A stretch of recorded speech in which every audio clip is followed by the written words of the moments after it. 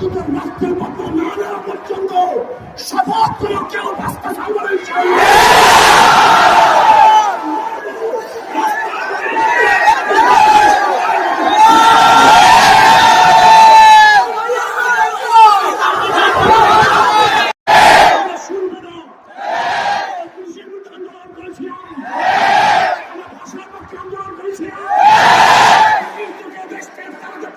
Yeah!